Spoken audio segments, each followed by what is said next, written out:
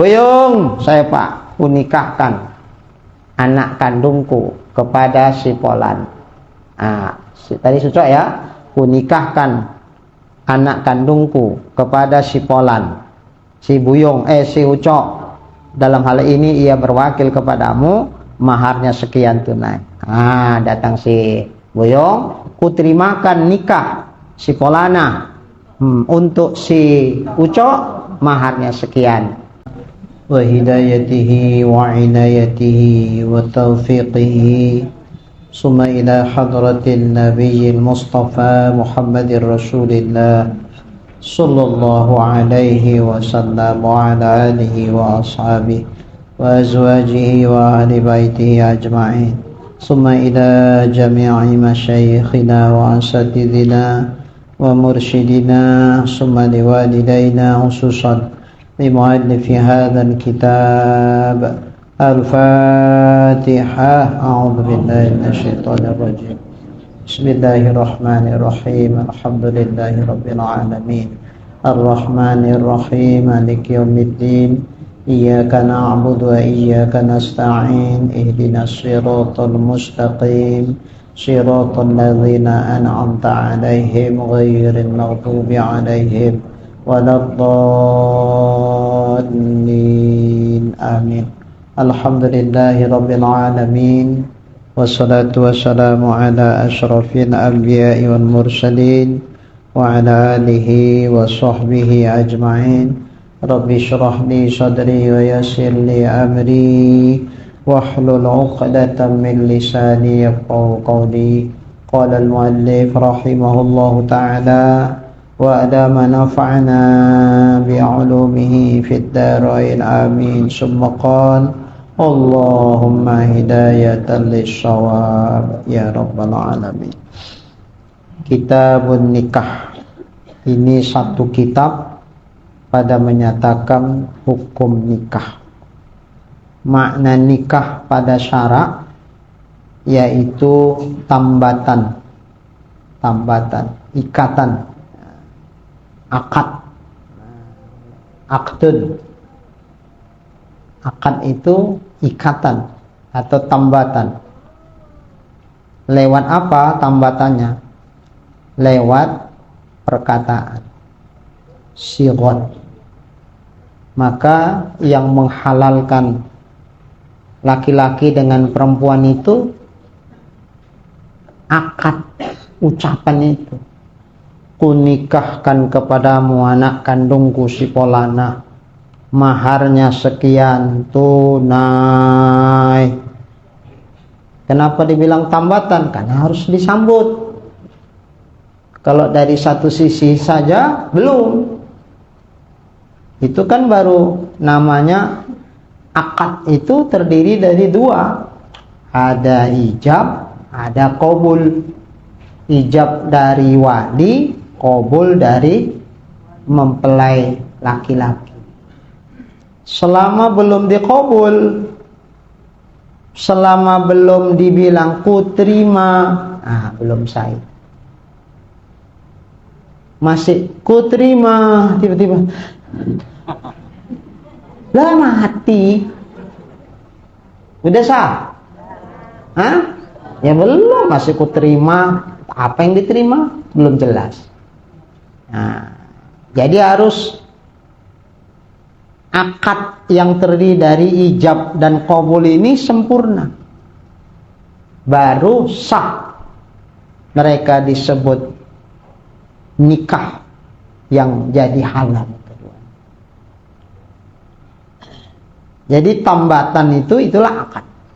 Akdun nikah, akad nikah yang terdiri dari ijab dari si wali, qabul dari suami. Kunikahkan kepadamu, boleh juga kukahwinkan kepadamu. Akad nikah itu cuma dua lafaznya. Satu lafaz ingkah, satu lafaz tazwiz. Ingkah adalah nikah, tazwiz itulah kahwin terjemahnya. Kunikahkan atau kukahwinkan boleh. Orang dulu ihtiyat. Ihtiyatnya dua-dua dipakai.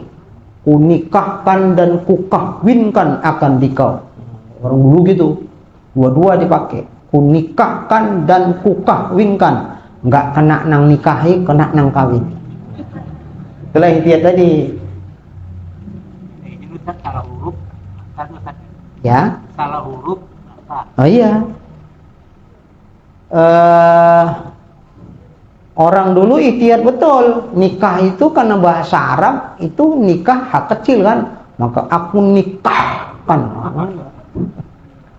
Cuman sekarang karena nikah itu jadi bahasa Indonesia, umpama dibilang nikah, asal maksudnya nikah, ya wis pak.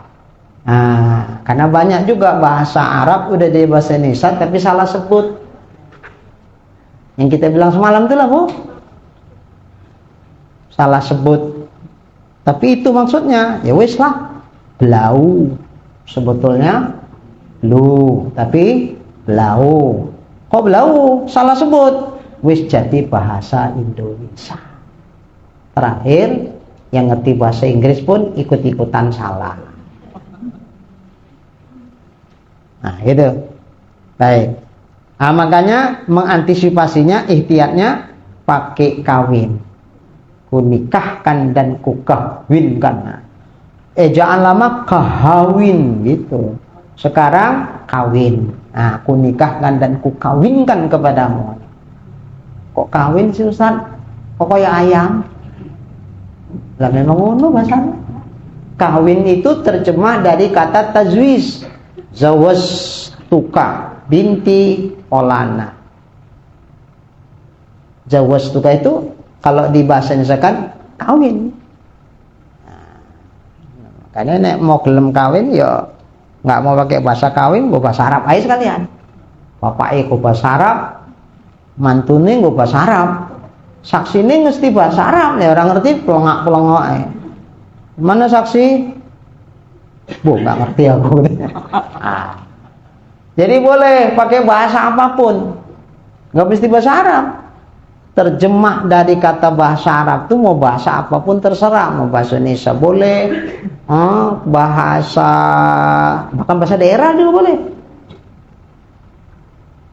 Bahasa Jawa kalau bilangkan ku nikahkan kepadamu, pebo yang cowok ya. Ku nikahkan, tak nikah ke ambek kue, gitulah ya. Itu bahasa Arab, bahasa Jawa kasare. Nah, nek sing halus e iku. Apa Anwar? Anwar kan udah berkumpul sama orang Jawa. Nah, itulah kira-kira. Lah, kalau orang barat, Bu, bahasa Inggris. Dia enggak payah bilangkan bahasa bahasa Arab. Kan dia terjemahkan ke dalam bahasa Inggris. Ayo sapa guru bahasa Inggris. PW kira-kira bahasa Inggris. Aku nikahkan kepadamu. Sapa guru bahasa Inggris? Ada yang bisa? Wes. Ya, gitulah. Boleh bahasa Inggris, bahasa Jerman, bahasa Prancis, bahasa apapun boleh. Asal itu terjemah dari aku nikahkan kepadamu. Nakahtuka binti Polana dan seterusnya. Nah, boleh. Jadi nikah itu pada syara adalah aqdun. Akad itu ijab qabul. Isinya ya perkataan, lafaz. Maka harus dibilang, Pak Ustadz, lah nek dhek bisu ya Pak Ustadz. Bisu. Orang bisu nikah sah nggak? Ya kalau yang bisu perempuan no problem, nggak ada masalah. Yang akad nggak perempuan kok. Lah kalau si suami, calon suami yang bisu, cemana itu akadnya? Ya nggak payah. Cemana orang bisu sembahyang? Orang bisu sembahyang, sholat itu kan ada rukun qauli, ada rukun bacaan. Rukun sholat itu 13, ada qauli, ada fi'li, ada qalbi. Ada perbuatan, ada ucapan, ada yang sifatnya hati. Yang qauli itu takbiratul ihram, baca Fatihah, tahiyat akhir, sholawat kepada Nabi setelah tahiyat akhir.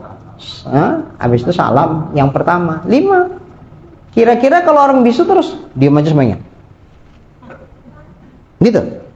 Ya enggak, wajib dia baca, wajib keluar suara, bunyi suaranya harus keluar, bibirnya bergerak, lidahnya bergerak, suaranya harus ada.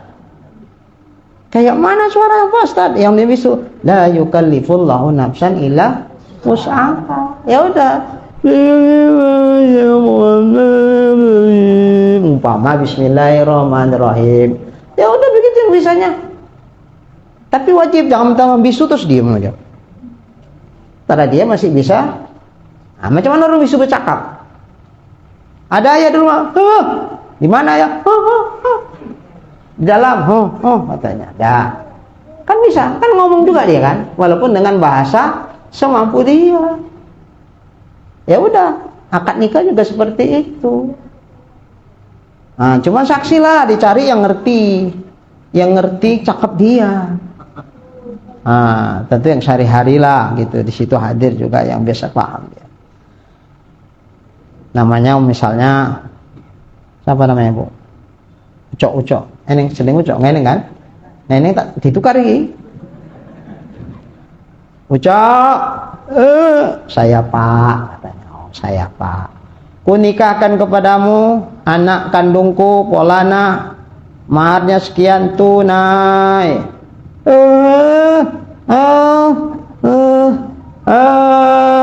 Katanya, aku terima nikah si Polana mahar tunai. Gimana saksi? Wislah lebih kurang harap maklum. Sah. Namanya gitu. Ya udah, semampu dia. Pak Ustadz, nek ngono kan nggih guyon wong. Jadi ketawaan orang. Jujur, kalau ibu di situ ibu senyum-senyum nggak? Ayo, senyum ya. Senyum apa lagi? Senyum geli. Ya, jujur kita pun. Cemanalah biar supaya nggak jadi ketawaan orang. Diwakilkan. Boleh. Selama ini kan kita wakil itu kan wali. Sehubungan karena bapaknya wedis salah, takut salah, diwakilkan sama tuan kadi, gitu kan? Itu yang sering kita saksikan kan? Lah, kalau kebetulan mempelai laki-laki sehubungan karena dia bisu misalnya, diwakilkan sama orang lain menerima akad nikahnya, boleh nggak? Boleh. Kalau wali boleh wakil, mempelai laki-laki boleh wakil, nggak masalah. Cuman kalau wakil redaksinya berubah. Jangan kayak biasa, wak kawan tuh terakhir ngede. Umpama yang mau nikah si Ucok tapi bisu, diwakilkan sama si Buyung. Ada ijabnya juga, serat terimanya ada. Kata si Ucok, Buyung, ya, kuwakilkan kepadamu untuk menerima nikahku dengan si Polana. Ya kan ngerti orang tuh kan, senengnya koncoy.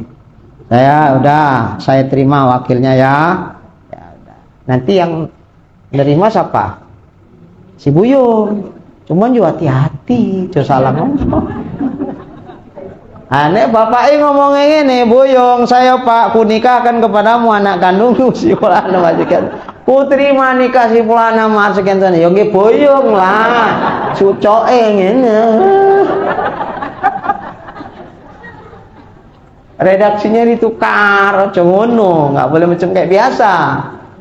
Buyung, saya Pak, ku nikahkan anak kandungku kepada si Polan. Tadi Sucok ya, ku nikahkan anak kandungku kepada si Polan. Si Buyung, si Ucok, dalam hal ini ia berwakil kepadamu, maharnya sekian tunai. Datang si Buyung, ku terimakan nikah si Polana untuk si Ucok, maharnya sekian tunai. Itu baru pateh. Belajar si Buyungnya. Enggak ngedein gua. Ya, boleh. Kita nggak pernah, saya aja jujur ya, Bu. Nggak pernah saya menyaksikan akad nikah mempelai laki-laki berwakil gitu. Nggak pernah. Jadi jarang-jarang. Yang jarang-jarang ini iso salah. Makanya harus belajar dulu sebentar. Belajar sebentar, aja salah. Nggak salah bahaya. Kalau salah terus si Buyung mau menceraikan nggak apa-apa. Salah Buyung. Ya wis lah. Nek salah ya wis diulang nggak sah wis. Bojoe si Buyung kok diulang. Apa diulang? Umpama salah nggak kayak gitu, ada yang bilang. Jadi kayak mana redaksinya? Gini. Oh ya udahlah kita ulang. Diulang kira-kira yang sah yang pertama yang kedua? Yang pertama. Masa yang kedua udah istrinya si Buyung ada dinikahkan sampai si Ucok. Ya nggak sah, istri orang kok dinikahkan. Nggak bisa diulang. Jadi macam mana solusinya, Bu? Diceraikan dulu. Si Buyung terpaksa harus menceraikan dulu. Saya ceraikan istri saya, umpamanya namanya si Ana. Saya ceraikan istri saya Ana. Hari ini juga atau malam ini juga. Dah cerai nggak, Bu? Udah cerai nggak? Kutala istriku Ana. Jatuh nggak talaknya? Jatuh. Baru habis itu nikah lagi untuk si Uco ya. Loh, nggak nunggu idah. Loh, perempuan dicerai kok nggak ada idah? Nah, nggak ada idah ya? Kenapa nggak ada idah? Karena belum dukhul. Apa dukhul ini? Belum campur, rayaknya suami istri. Jadi kalau belum campur, perempuan itu setelah akad nikah belum sempat campur lantas jatuh talak, itu namanya talak bain. Talak bain. Talaknya ada dua, ada bain, ada talak roj'i. Apa talak bain? Suami nggak bisa rujuk. Apa talak roj'i? Suami masih bisa rujuk. Dah. Bain ini ada dua, ada bain sugro, ada bain kubro. Bain sugro rujuk nggak bisa, tapi nikah baru bisa. Tapi kalau bain kubro rujuk nggak bisa, nikah baru pun nggak bisa. Terpaksa istrinya setelah habis iddah dari suaminya nikah dulu sama yang lain. Itulah talak 3. Itu bain kubro. Cina buta orang bilang dulu ya. Pakai muhallil. Tapi kalau belum sempat campur, setelah nikah dijatuhkan talak, ini namanya tolak bain. Kenapa tolak bain? Karena perempuan yang sebelum dicampuri setelah akad nikah dijatuhkan talak, perempuan itu tidak punya iddah. Kalau dia nggak punya iddah, berarti ini tak bisa dirujuin. Makanya bain. Tapi bisa dinikahi lagi. Makanya nggak perlu iddah. Biar yang menikahinya mantan suaminya atau laki-laki lain, tetap nggak punya iddah. Baik, nantilah cerita cerainya nanti. Nikah aja belum kok ada cerita cerai. Jadi nikah pada syara itu tambatan. Tambatan itu maksudnya akad tuh. Itu perkataan yang melengkapi keharusan.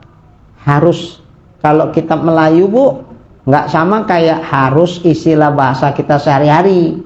Kalau bahasa kita sehari-hari harus itu apa? Mesti. Harus kau bikinnya, kalau enggak awas kau. Itu berarti mesti dibikin. Itu harus bahasa kita sehari-hari ya.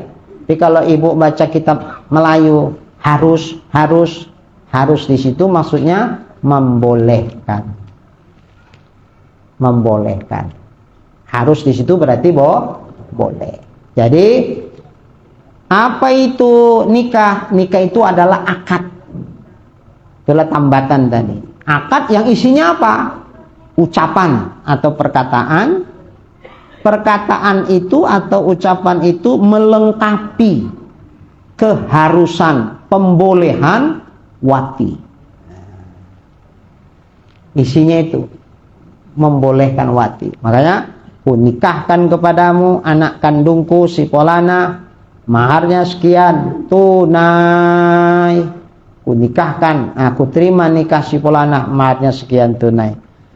Dengan kata nikah itu ketika sah dia sebutannya, maka jadi boleh mereka berdua wati. Wati itu bahasa Arab, bukan wati bahasa Indonesia. Wati bahasa Indonesia jenenge wong. Wati. Nek mau disamai bahasa Arab, diganti jenenge wati. Cuman kalau wati kita kan T ya, Bu. Wati. Kalau ini to, wafi. To. Oke. Dah, wati itu campur. Udah boleh campur. Jadi kalau dipikir-pikir nikahnya apa? Gampang ya, Bu ya. Gampang, kita aja yang bikin susah. Mesti rukunnya ditambah, Bu. Padahal rukun nikah kan calon suami, calon istri, wali, saksi 2 orang, nah, kemudian ijab qabul. Udah gitu aja. Nah, mahar sesuatu kewajiban yang lain yang diberikan, tapi itu tidak mengikat dalam akad nikah. Nah, ketika yang 5 ini sudah ada, ya wis nikah. Cuman kita suka nambah kibot, terata, pelaminan, apa nih, Bu? Hah? Wangangos. Kan jadi susah. Ya Allah, terpaksalah ditunda-tunda nikahnya. Kenapa kok belum? Tapi ku tengok kemana-mana ada boncengan aja kalian. Kemana lah? Wangangus. Ah, itulah, Bu. Makanya terata aja sekarang wis piro, Bu. Bu, kalau sepanjang masjid inilah yang mau dibentangkan. Berapa juta, Bu? 120 juta. 15 juta. 15. Pelaminan nih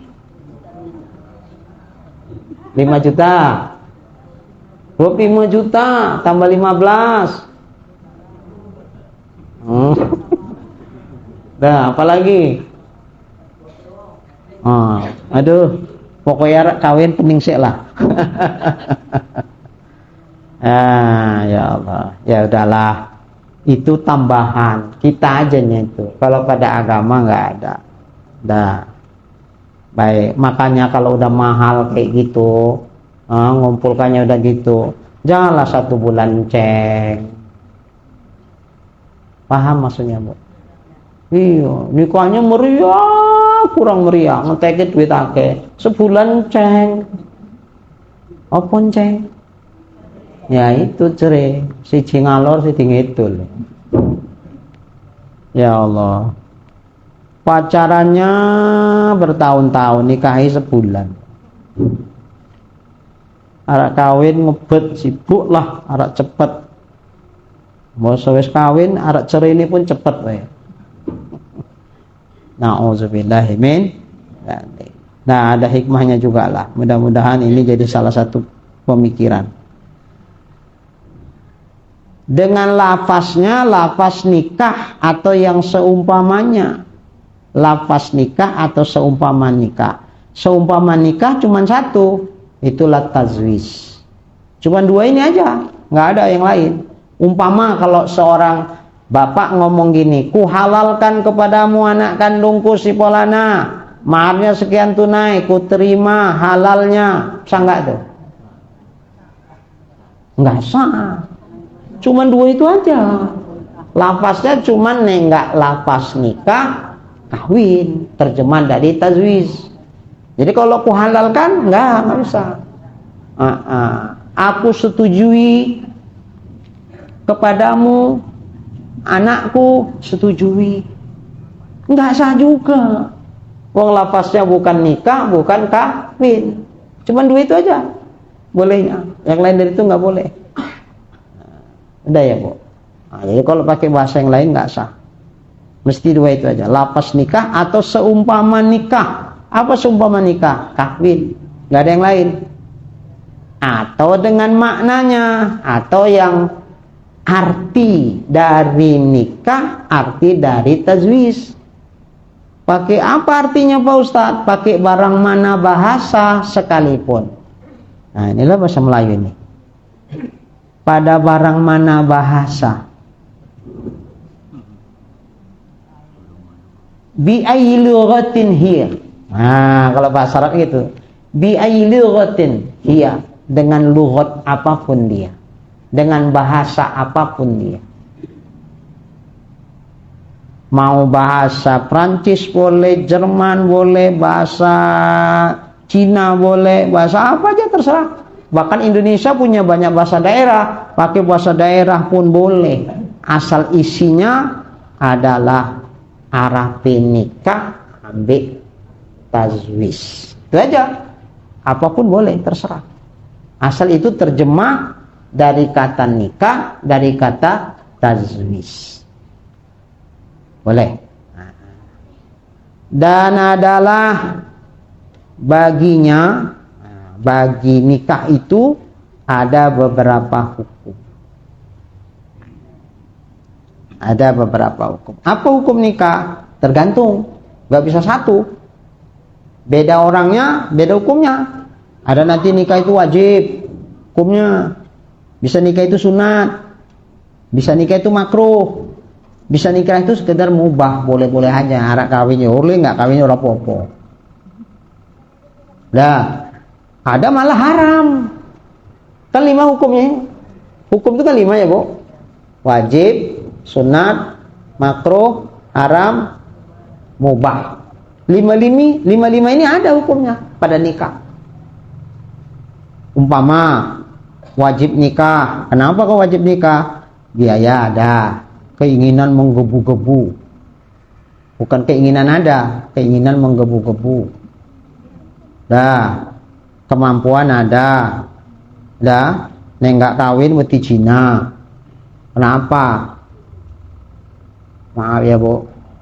Soalnya nafsu dia itu kayak listrik senang tiang-tiang kayak, Bu. Yang kabel-kabel saat ini kayak. Apa iki? Tegangan tinggi ya? Tegangan tinggi. Nengok perempuan itu tekilir lehernya. Kalau udah kayak gini, ada perempuan yang cocok, mau sama dia, wajib dia nikah. Karena biayanya ada. Sementara jalan satu-satunya menghindari dari dosa, nikah. Kalau gitu wajib nikah. Jangan gini, kawin mau, nikah nggak mau. Paham maksudnya ya, Bu? Terakhir kayak ayam lah. Ayam mana ada nikah itu, kawin aja deh. Pernah, Bu, diakadkan nikah ayam. Sing akad nikah sopo? Oh, yang punya ayam jantan sama yang betina gitu. Nih ayam nggak perlu nikah karena dia bukan manusia. Yang perlu nikah itu manusia. Jadi supaya manusia jangan sama-sama ayam, ya manusia pakai akad nikah. Makanya kalau enggak bahaya. Pada diri manusia itu ada 4 kekuatan. Ada kuwatun akliyah, ada kuwatun batiniyah, ada kuwatun parjiyah, syahwiyah parjiyah. Satu lagi ada kuwatun ghadabiyah. Wah. 4 ini mau ditaklukkan ini, dinetralisir, kalau enggak bahaya. Makanya hukum fikih itu kan 4. Ada rubu' ibadah, ada rubu' muamalah, ada rubu' munakahat, ada rubu' jinayat. Kan 4 dia. Kenapa 4 ini ada pada kajian fikih? Ini untuk menyelesaikan 4 kekuatan, 4 anasir pada diri manusia. Manusia itu ada anasir api, ada anasir angin, ada anasir air, ada anasir tanah. Kan kita terdiri dari 4 anasir nih. Tubuh manusia itu ada 4 anasir ini. Ini harus dinetralisir. Kalau enggak bahaya. Kekuatan angin, Ibu tahu angin? Angin itu enggak boleh ada orang tinggi. Enggak boleh ada pohon tinggi. Kalau ada pohon tinggi pokoknya dilibas habis tuh sama dia. Makanya kadang po itu meliuk-liuk gitu kan. Nah, ini apa ini maksudnya? Ini kekuatan sombong, kuat akal, kuatan akliyah. Orang kalau akalnya cerdas, kalau nggak dinetralisir, ini bahaya, jadi sombong dia. Nah, itu kekuatan angin itu. Makanya banyak orang sombong itu yang pintar-pintar ya, Pak ya. Yang bodoh-bodoh ada apa sombongnya? Ya bodoh. Saya bodoh-bodoh kan menengai melotot motornya. Nggak bisa ngomong. Bawa jadi semua orang ngerti deh. Yang pintar-pintar kan banyak ngomong. Terus karena dia pintar, datang sombongnya. Ah, egonya muncul. Itu kekuatan angin. Nggak boleh ada orang lebih pintar dari dia.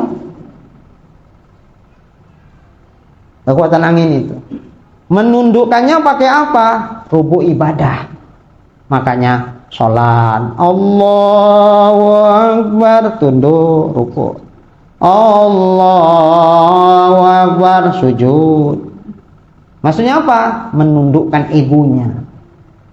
Tundukkan. Jangan cuman kepalanya yang tunduk, sujud. Jangan cuman keningnya yang kena ke tempat sujud, tapi jiwanya, egonya itu yang mau ditundukkan. Bahwa yang maha tinggi cuman Allah, yang maha besar itu cuman Allah. Allahu Akbar, artinya selain Allah kecil, termasuk aku juga kecil, ilmuku kecil, akalku kecil, semua jabatanku kecil, pokoknya apapun yang selain Allah kecil.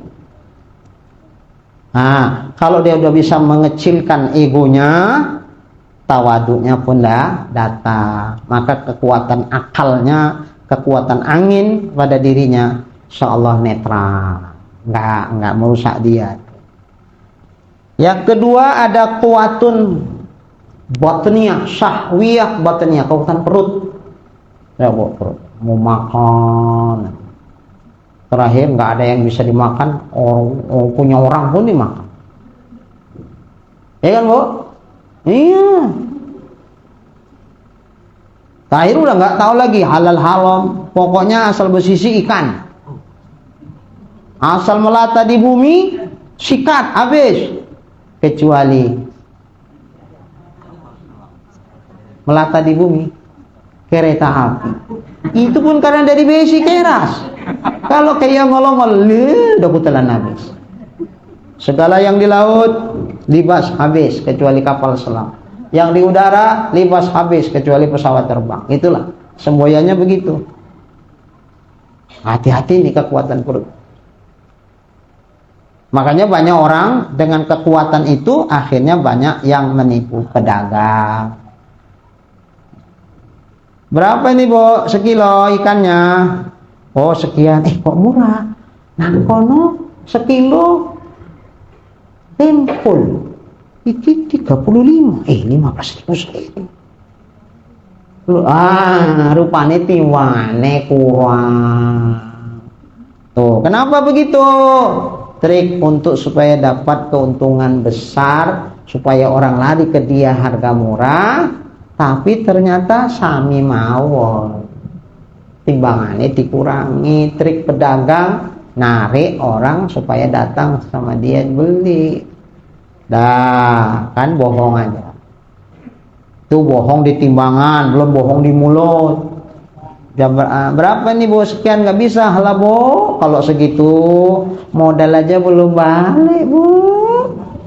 Padahal jangankan modal, untung udah ada, cuman ya nggak bisa banyak, untung sedikit. Cuman dia ngomongnya modal belum balik. Bohong nggak itu? Bohong. Nggak peduli dia mau bohong mau apa, pokoknya asal kebutuhanku bisa tercukupi, bahkan bisa berlebih. Bahaya itu kekuatan tanah. Kita punya unsur tanah loh, Bu. Bu, tanah itu umpama ibu campakkan ke lubang sampah, misalnya kulit pisang, apa terbang lagi kulit pisangnya? Enggak, diterima aja ya. Umpama ibu campakkan bangkai tikus, ya udah diam aja dia. Apapun dimasukkan ke tanah, tanah diam aja, diteleni aja semua, nerimo saja. Itulah kalau sampai perut kita kayak begitu, nggak mikir halal haram, bahaya nggak itu? Maka perlu dinetralisir itu dengan bab muamalah. Jual belinya yang halal gimana? Gadai menggadai gimana? Ada orang kan Bu digadaikan. Misalnya aku apalah utang inilah sebagai jaminannya ini keretaku, ya udah selama belum dihutang belum dibayar keretanya dipakai terus sama yang ngutangin, boleh? Boleh. Aku utang lah perlu kalianku berapa juta, 20 juta, ya udah. Nah, apa jaminannya? Jaminannya sawah. Nggak apa-apa selama belum bisa dibayar utang, sawahnya tak pakai. Boleh? Boleh. Sementara itulah dia untuk penghidupan dia. Lah kalau kita yang pakai dia nggak bisa nanam, gimana dia membayar utang? Boleh. Jaminan itu sekedar jaminan. Misalnya gini, utang 20 juta mau dibayar kapan? Insyaallah sebulan. Jaminannya apa? Bayar sebulan. Inilah tanah ini, nggak percaya ini suratnya. Ternyata sebulan nggak terbayar, ya udah tanah itu dijual. Kalau dia itu lebihnya kasihkan sama yang punya tanah. Biasanya kalau jaminan pasti lebih dari hutang. Nggak mungkin jaminan di bawah hutang, goblok banget yang diutangi. Ini kan Bu, utang 20 juta, jaminan ini 5 juta. Ayo dicarke wae lah, los. Rugi dia. Jaminannya minimal sama, tapi biasanya lebih tinggi. Makanya kalau dijual bersisa, sisanya diambil sama yang punya sawah. Nah, yang penting punya dia kan balik modal balik utang. Itu maksudnya jaminan itu untuk itu, bukan untuk dipakai. Makanya kadang-kadang kan di kampung-kampung kan ini. Ini pohon rambutan siapa toh? Punya toh lah. Toh ambil lah toh. Udah buah tuh merah-merah toh. Nggak boleh. Loh tapi punya toh, kenapa nggak boleh? Iya toh masih punya utang itu sama wak itu. Jadi selama utang belum bayar, segala macam hasil dari kebun itu punya yang ngutangi lah tuh nih. Duit kebun atuk tapi harus dinikmati karena atuk punya utang belum terbayar. Padahal mungkin 5 kali panen udah bisa bayar hutang. Tapi karena panennya untuk yang ngutangi, terakhir sing ngutang ora iso bayar utang saumur hidup. Boleh gitu? Tapi ada nggak yang kayak gitu? Ada. Nah, itulah muamalah yang salah. Itu karena tamak. Nggak ngerti hukum jadi tamak. Itulah sifat tanah pada manusia. Ada lagi kekuatan air. Bu, air itu selalu ngalir kemana-mana. Pokoknya asal rendah, dia akan jatuh ke situ. Kan itu sifat air gitu, ngalir ke tempat yang rendah. Makanya kalau ini nggak dibikin saluran, bahaya, ini bisa banjir kemana-mana. Makanya perlu arah paret, diarahkan air itu supaya jatuh ke paret. Paret ngalir kemana? Ke sungai. Ini paret jangan ditutup, udah dibikin paret malah dibuangi sampah, tertutup ya banjir meneh. Nah, kadang-kadang gitu, pemerintah udah bikin paret, awak bikin lubang sampah nang paret. Jadi salurannya mesti tetap bersih. Jangan ada yang nyumbat-nyumbat, supaya begitu air hujan datang, banjir umpama melimpah sebentar, karena paretnya jalan. Paling-paling setengah jam, 1 jam, dah kering, ngalir ke sungai sebentar aja. Jadi bikin salurannya supaya jangan melimpah kemana-mana itu air. Kekuatan manusia itu sahwiyah parjiyah, syahwat paraj, itu kayak air itu kekuatannya. Maka kalau nggak dibikin saluran nikah, bahaya. Semuanya mau dicipratin airnya nanti. Oh iya. Udah nggak ada beda lah manusia sama kambing, sama ayam sama kucing sama udah. Kenapa? Karena nggak ada salurannya. Nah, maka manusia dibikin salurannya sama Allah. Apa salurannya? Itulah rubuk munakahat. Itulah bab nikah itu. Nah, ada lagi kekuatan pada diri manusia, kekuatan ghadabiyah, marah. Marah manusia. Nah, ini bahaya, manusia marah ini bahaya. Kalau nggak diantisipasi bahaya. Maka ada bab jinayat. Apa jinayat? Hukuman akibat tindakan pelanggaran, penganiayaan terhadap orang. An-nafsu bin nafsi, nyawa dengan nyawa, al-ainu bil aini, dan seterusnya. Maka kalau ada orang membunuh dengan tidak jalan yang sebenarnya, hukumannya kisos, dibunuh. Jadi orang seemosi kayak manapun, ketika saat dia pernah menyaksikan hukum kisos itu Bu, setelah sholat Jumat, lantas dia disuruh duduk, dia gini, setelah diponis lah ya, diadili dulu, disidangkan dulu, dibuktikan dengan pasti dialah pelaku pembunuhan itu, akhirnya diponis hukuman kisos, berarti karena dia membunuh dihukum bunuh, gini, ditonton orang ini, dipenggalak lehernya Bu, gelinding kepalanya, sehebat-hebat preman nyalinya hilang waktu itu. Ya Allah, saya nengok YouTube aja gemeter kok. Di YouTube ada ya, gelinding itu kepalanya, jatuh ke bawah. Ya Allah, ngeri. Pak Ustadz kok kejem banget sih? Dia kejem sampai begal, ayo Bu, mana lebih kejem sampai begal? Orangnya dipacok, keretanya diambil. Kalau ini prosedurnya jelas, karena dia membunuh ya dibunuh, nggak kejem itu. Innamal qisasu hayat, sesungguhnya dalam hukum kisos itu ada kehidupan. Memahami ayat ini. Oh jelas kisos mati kok, di kisos kok ada kehidupan, nggak apa-apa. Ini satu dihukum mati, ditonton orang banyak, lalu nyali-nyali orang jadi ciut.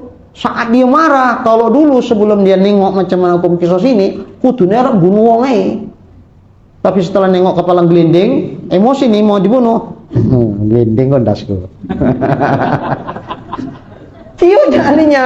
Jadi niat mau bunuh itu jadi mengkeret, lembek, terus nggak jadi dia bunuh. Kan aturannya ini satu nyawa nambah, kan nggak jadi dia membunuh orang. Kenapa? Karena menyaksikan ada kepala gelinding tadi. Jadi dalam hukum kisos itu ada kehidupan. Nah, kekuatan ghadab ini bahaya. Makanya setelah ada hukuman yang jinayat ini ditegakkan, maka insya Allah akan ternetralisir marah orang itu, nggak sembarangan dilepas gitu. Nah, kita ini bab air ini, kekuatan air ini. Bermula, jadi dan adalah bagi nikah itu beberapa hukum dari pihak sahnya dan pada pihak fasidnya, fasid rusak nggak sahnya, dan halalnya dan haramnya. Bermula bernikah, yakni berkahwin itu hukumnya sunnah. Berarti berpahala ya. Kalau nikah berpahala, nggak nikah nggak berdosa. Tapi kalau ada nikah lebih bagus. Untuk siapa? Ayo, yang belum nikah tinggal ngukur-ngukur lah. Aku kira-kira hukumnya apa ya? Sunat apa orangnya? Ini sunat untuk siapa? Untuk orang yang berkehendak kepadanya. Bagi orang atau untuk orang yang memang dia punya keinginan mau nikah. Jadi orang yang tidak punya keinginan mau nikah, sama dia nikah nggak sunat. Orang yang nggak mau nikah dia, maaf ya kok, nengok perempuan itu hambar aja dia, nggak ada sedikit pun apanya. Tapi jangan lagi nih, nengok perempuan hambar, nengok laki-laki selera, bahaya. Ini lebih berbahaya. Ada yang kayak gitu ya Bu? Ada. Nauzubillah, di sini janganlah. Itu umatnya Nabi Lut tuh. bahaya itu. Nggak ini, nengok siapapun nggak ada selera dia. Yang perempuan biasa aja, yang ngomong tapi nggak ada geternya gitu, nggak ada kena setrum. Tapi kalau nengok perempuan nih, nggak ada kena setrum. Yang ini enggak, yang ini iki kena setrum aku iki. Berarti ada keinginan. Cuman mungkin selama ini belum pas gitu, belum seperti yang diidamankannya.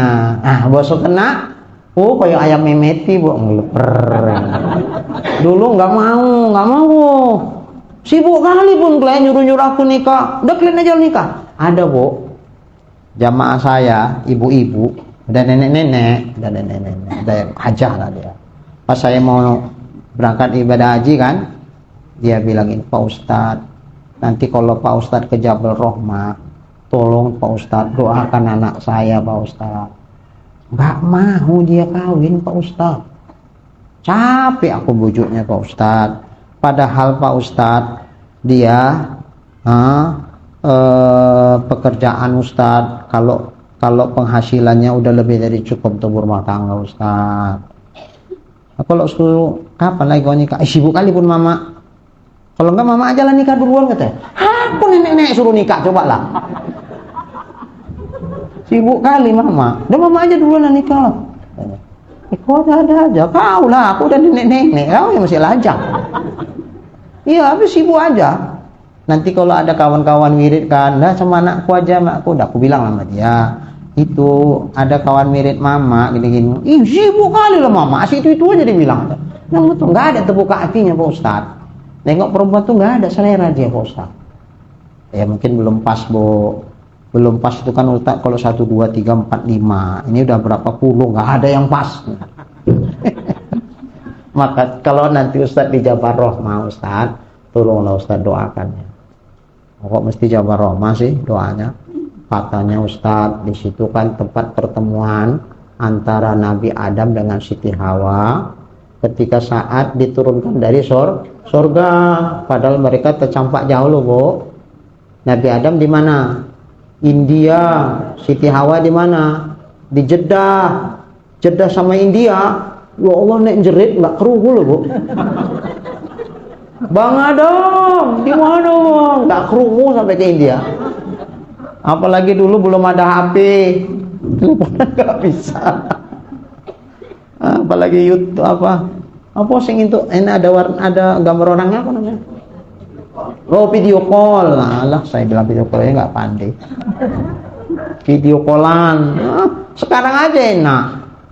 Jauh di mata, jauh di mata, dekat di hati, tapi bisa dekat juga di mata lewat video call. Nah, jadi jauh pun bisa dekat tuh, nengok tuh, itu mama tuh, itu bapak itu, gitu. Dulu nggak ada, bertahun-tahun pisah, sekali jumpa itulah di Jabal Rahmah. Maka tapaulan, karena itu tempat pertemuan yang sekian lama terpisah, pertemuan antara Nabi Adam dengan Siti Hawa. Banyak orang tapaul, mengambil sempena. Mudah-mudahan seperti Nabi Adam dan Siti Hawa bertemu di sini. Doa di sini mudah-mudahan mempertemukan anakku dengan jodohnya. Banyak orang doa di situ. Tapi ada yang ini berlebihan, bukan cuma doa. Lah jenenge ditulis-tulis nang batu lah, ya apa lah. Dan saya tengok yang banyak nama-nama di batu ibu, nama orang Indonesia, Susilowati. Enggak ada nama Arab itu. Ya Allah. Dah, berlebihan itu. Doa-doa aja lah, enggak usah tulis namanya bagi. Baik. Nah, jadi kalau memang enggak ada sama sekali keinginan, ya belum sunat dia. Nikah itu enggak sunat sama dia. Sampai dia punya keinginan mau nikah, baru nikah sama dia sunat. Maka sunat nikah itu bagi orang yang punya kehendak, punya keinginan kepada nikah. Pak Ustadz, kami kan perempuan Pak Ustadz, keinginan ada, cuma sing tako roh ini Pak Ustadz. Macam mana kami mau nikah? nggak ada yang nanya. Ya udahlah, kita doain mudah-mudahan bukan cuma nanya, langsung diambil ya Bu ya. Ya nggak bisa diambil terus lah, langsung dinikahi. Ada yang jadi ya Bu ya. Kita ini Bu jadi orang tua gini lah Ben. Anaknya nggak ini sing Joko ya awak bingung. Eneng sing Joko pun ya anak awak ya bingung ya Bu ya. Apalagi punya anak satu-satunya perempuan, ya Allah. Yang mau ngambil pula orang Turki pula. Ya kali, buat Turki itu kon disasar nang kene, Bu. Terus kenalan, terus datang mau minang anak kita. Tapi saya bawa anak ibu lah ke Turki. Saya di sana ada perusahaan, Wak. Mungkin saya tinggal di sini Bu dan saya di sana. Nggak dikei ke PW, dikei ke PW, kasih Bu, nggak dikasih ya, nggak usah aja lah ya. Tapi anaknya mau dibawa ke Turki loh Bu. Ya kalau nggak ibunya ikut ke Turki. Mana tuh nih koyo, kok nggak apa-apa lah, jalan-jalan ke Turki sebulan, nanti balik di sini sebulan. Pakat-pakat sama menantu. Kalau seandainya mama ke sana sebulan, mama kemari sebulan, diongkosi, kira-kira bisa nggak? Oh bisa Bu, nggak apa-apa, nanti saya ongkosi. Ya nggak apa-apa lah Bu, sampai jalan-jalan sebulan ke Turki, apa-apa. Tapi kalau nggak jumpa-jumpa bertahun-tahun sama anak, ya Bu juga lah. Nah inilah kita orang tua gitu. Saya rasain juga, makanya uminya nggak masih dibawa bantu. Nah, ya gitulah memang kita ini ya gitu. Alah, anakku kortelu lah dibawa tuh ada sengaja lah. Itu kita orang tua. Dan baiklah. Jadi kayak mana itu Pak Ustadz? Seolah-olah ini hukum untuk laki-laki aja yang punya keinginan nikah. Nah kalau perempuan punya keinginan nikah, ya tinggal ada yang mau apa enggak. Kalau ada yang nanya, sama dia hukumnya sunat, karena dia punya keinginan nikah. Tapi kalau dia nggak punya keinginan nikah, lantas ada yang nanya-nanya, ya sama dia nggak sunat nikah. Nikah sama dia cuma kepaksa. Tuh apa nikah dipaksa? Cuman ada hasad, ada hajat nggak mau nikah? Ma aku belum mau nikah loh Ma. Mama kok mangsa-mangsa aku nikah. Kapan lagi umur kau udah 27? Mamanya kan gitu. Nanti ketuaan kau terus nggak mau nikah. Allah, mama kan kepingin nimang cucu. Anak mama cuma satu kau lah. Justru aku karena mikirin mama. Kalau aku kawin nanti mama kayak mana? Lah, mama mikirin kau nggak kawin lah. Kau mikirin mama. Sama-sama mikir terakhir. Ya Allah, ya udahlah. Jadi kalau anak belum mau nggak usah dipaksa. Tapi kalau udah mau, sunat bagi yang mau itu nih nikah. Seperti ada keinginannya untuk nikah, ada keinginannya kepada berkahwin, maksudnya menikah. Tapi ada belanjanya, belanja nikah. Bagi laki-laki yang mau nikah, jangan cuma modalnya modal mau. Terakhir arep mangan opo nggo bojone. Belanja nikah itu apa? Yang pasti isi kawin. Isi kawin itu apa, Bu? Mahar. Itu yang wajib bagi suami ngasih istri. Mahar. Itu sebetulnya dalam Islam itu yang apa? Pokoknya. Kalau kita pokoknya apa, Bu? Wong angus. Iya, maharnya apa? Terserah asal wong angus akeh. Gitu ya Bu ya. Yang dibicarakan itu, yang dinegosiasikan alot betul Bu. Negosiasinya alot. Semula di balik layar udah sepakat. Di balik layar saya ngomong-ngomong ya. Belum pakat-pakat keluarga. Pakat apa balik layar. Jadi berapa lah Bang ngasih Dek? Kata mama ya udah terserah Bang semampu Abang. Abang cuma bisa 20 loh Dek. Itu uang kasih sayangnya. Terus uang lain-lainnya kan ada lagi, Dek. Total limpo lah bang habis, Dek. Taulah kau kerja bang kayak mana. Ya udah nanti tak omong sama mama. Kata mama ya udahlah. Kalau memang nggak ada, nanti stres pula dia. Tak jadi kawin dia. Udah nggak apa-apa. Itu di balik layar ngomongnya nggak apa-apa. Bahasa waktu datang Minang ibu. Ada rapat keluarga. Nah, kata abang bapaknya, masa segitu pula kau minta 20? Apa-apa sekarang mahal. Zaman now 20 pula kau minta. Kenapa nggak kau minta 100? Nggak nikah lah anakku nanti bang. Kalau dapat insinyur apa milioner nggak apa-apa lah, 1 miliar pun kau minta bang. Calon menantuku tidak kayak gitu, nggak kayak anak abang, nggak kayak menantu abang. Anak menantu abang kan bermobil-mobil rata-rata. Menantuku naik kereta pun kereta zaman tempo itu ya bang. Model kalau kesenggol bang bisa titanus bang. Naik keretanya. Oh ya Allah. Tapi ya udahlah bang, dia soleh kok bang, nggak apa-apa. Aku nggak masalah bang ya itu. Yang penting ada tanggung jawabnya bang. Aku tengok serius bagus dia bang, ya udah nggak masalah. Nah, jadi kalau abang minta 100 juta bang, tak malah tak jadi mundur 100 nih bang, mundur teratur ke belakang. Ya, jadi itu kadang-kadang waktu itu tarik menarik, nah itu yang dibicarakan, yang kadang bikin pusing. Sementara giliran mahar, berapa maharnya? Udah nggak sampai hati, udah ininya udah mahal kan, ya udahlah bang, suka hati abang lah. Maharnya berapa? 100.000 dek. Ya udah 100.000 nggak apa-apa. Yang penting jadi bang. Terakhir, aku nikah kalau maharnya 100.000 rupiah. Tengok-tengok anak 100.000. 100.000. Zaman now 100.000. 100.000 kan ininya. Di baliknya rupanya uang angusnya 50 juta. Perangkat ini, perangkat kamar sekian. Bajunya lengkap semua, baju sekian setel, sepatu, tudung, spray, 100 juga ente 100 habis, maharnya 100.000. Ya Allah, yang itu khusus memang untuk si perempuan malah murah. Sing arep diangus-angus ke malah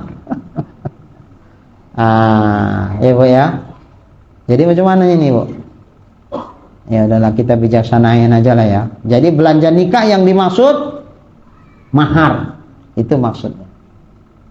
Dan ada kiswah. Kiswah itu pakaian. Bagi masa tamkin, ketika saat si perempuan menyerahkan diri untuk suaminya, si laki-laki, si suami sanggup memberikan pakaian buat dia. Dan ada nafkahnya, yakni nafkah hari tamkin, hari saat nikah itu kan, di situ penyerahannya kan. Untuk kemudian nanti nafkah bulan depan, itu cerita nanti. Rezeki kan datangnya dari Allah. Yang penting dia punya pekerjaan yang jelas, yang adatnya insya Allah bisa mencukupi kebutuhan. Nggak mesti nikah itu baru sunat kalau ada stok untuk uang belanja 1 bulan. Nggak mesti. Ya kalau dia mempersiapkan begitu lebih bagus. Nyimpen duit juga lah. Setelah uang ini, lantas karena aku kan seorang suami yang penuh tanggung jawab, nggak mungkin lah aku nikah terus ku habiskan. Terakhir uang kantongku kosong, bar nikah bingung celingak-celingu arah opo nggak ngerti, duitnya entek kabeh misal. Ya nggak bisa gitu. Ya udah akhirnya dia stok untuk belanja 1 bulan. Bagus. Tapi yang wajib sebetulnya cuman belanja saat akad nikah itu. Sanggup ngasih nafkah istrinya saat itu. Untuk selanjutnya itu cerita nanti, karena rezeki datangnya dari Allah. Tapi kalau di stok itu lebih bagus. Lebih bagus. Baik. Terus maka jika tiada bersedia dengan yang demikian itu, kalau nggak ada persiapan untuk itu, tuh mahar nggak ada, untuk belikan baju calon istri nggak ada, untuk nafkah ya uang belanja hari itu pun nggak ada. Nah, kalau nggak ada stok, maka jika tiada bersedia dengan demikian itu, sekira-kira tiada ada belanjanya, nggak ada untuk mahar atau kiswahnya ketika tamkin atau nafkahnya pada hari itu, maka tiada sunat baginya berkahwin. Nggak sunat. Orang mau nikah nggak ada biaya, cuman nggak disunatkan dia. Nikah gitu. Umpama ada yang mau, aku bang nggak apa-apa bang, utang pun abang nggak apa-apa bang, maharku nggak abang belikan baju pun nggak apa-apa bang, nggak usah dibelanjai hari itu pun nggak apa bang, aku ada duit banyak nih bang, aku bisa beli baju sendiri bang, aku bisa belanja untuk kita sebulan bang, udah aku siapkan bang, pokoknya abang modalnya ganteng aja lah bang. Cuman satu aja yang ku minta bang sama abang jangan macam-macam, semacam aja, awas kalau macam-macam, ku selesaikan abang. Karena modal abang cuman ganteng aja bang. Udah nggak apa-apa bang. Mahar nggak apa-apa bang. Nah, ku kasih abang 10 juta. Dah, nanti tuh bikin mahar yang tua aku. Kasih dia duluan. Nanti kan balik lagi kan. Biar agak apalah sedikit terhormat dia. Jangan pak 100.000 murah kali laku, janganlah. Nah wis tak kayak 10 juta, mahalnya 10 juta ya bang ya, nanti abang kasih sama aku balik lagi, untuk nutupi aib dirinya dan calon suaminya kan. Udah. Pokoknya udah semua serba duitnya duit istrinya semua, calon istrinya. Dah, nggak sunat dia kawin kalau kayak gitu. Kenapa? Ayo bu, kenapa enggak? Kenapa nggak sunat dia? Karena pada dasarnya nggak punya duit. Kenapa nggak sunat? Tapi istrinya nyediain semua. Kenapa nggak disunatkan dia kawin? Ini maaf ya bu, ibu, maaf ya. Ini yang saya bilang bukan ibu-ibu sini, ibu-ibu lain. Kalau udah istri megang peranan gitu, engko lanange koyok lembu dicucuk gini. Bang, iya deh, ngono. Iya, orang dia nggak bisa apa-apa. Semuanya, merokok, uang ini, tapi pucui. Terakhir kayak cucuk lembu lah, serba manut tapi arah jengile apa? Iya, baru mau apa jengile? Baru mau ngomong ini sama istrinya. Apa? Kata istrinya. Enggak. Kenapa? Dari mulai kawin sampai sekarang sudah nikah 10 tahun nggak ngebelonjo coba. Apa nggak mengkuret di bawah bendera istri? Tapi itu istri sana. Terus ini apa? Ya bu. Maka kalau kayak gini bagus nggak usah nikah. Nggak pada nikah. Ar-rijalu qawwamuna 'alan nisa, laki-laki pemimpin bagi perempuan. Lah, apa yang mau dipimpinnya? Wong dia pun nggak sanggup mimpin loh. Baik. Segini dulu ya, Pak ya. Saya mau ngisi wirid, jadi tunggu sama bapak-bapak wirid. Mudah-mudahan yang kita kaji insyaallah jadi ilmu yang bermanfaat. Amin ya rabbal alamin. Bismillahirrahmanirrahim. Alhamdulillahirabbil alamin wassalatu wassalamu ala asyrafil anbiya'i wal mursalin wa ala alihi wa sahbihi ajma'in. Allahumma rzuqna imanan kamila wa yaqinan shadiqa wa qalban khashi'a wa ilman nafi'a wa amalan maqbula wa taubatan nasuha wa husnal khatimah. Allahumma rzuqna rizqan wasi'an halalan tayyiban mubarakan jamila wa ilal khairi qarribna wa 'anil syarri ab'idna wa qdi hawaijana fid din والدنيا والآخرة إنك على كل شيء قدير. صلى الله على سيدنا محمد وعلى آله وصحبه أجمعين والحمد لله رب العالمين. تقبل الله منكم.